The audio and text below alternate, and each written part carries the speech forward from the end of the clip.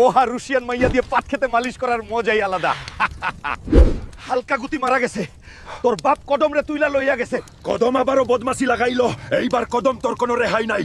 জিরা আমি আইতেছি, দাদু চলো শিগগিরই। ও কদম কাকু, আজকে কি করবে? আজকে তোমার পাশা মারা হবে, তাও আবার মাঝ নদীতে। সাদেক, তুমি একদম ভালো কাজ করছো না। আমার সত্যি খুব প্রস্রাব পেয়েছে, না হলে আমি এখানেই আমার লুঙ্গিতে হিসে দেব। ও কাকু, ওই সব নৌটাঙ্কি বাদ দাও, আর শিগগিরই তোমার ছেলেকে ফোন লাগাও। 1 ঘন্টার মধ্যে 10 লাখ নিয়ে আসতে বলো।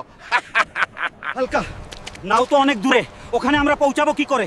এখনই কিছু করতে হবে। দাদু আমার কাছে আইডিয়া আছে, তুমি এখান জিরাও, আমি এখন আসছি। দাদু এইগুলা ভালো করে বান্ধ, এর মধ্যে অনেক পাওয়ার, আর আমি খুঁতাতা গাড়ছি। হালকা এইগুলা দিয়ে কি রকম গন্ধ বের হচ্ছে। দূর দাদু, তুমি শুধু শুকতে থাকো, এইগুলোর শক্তি বেশি।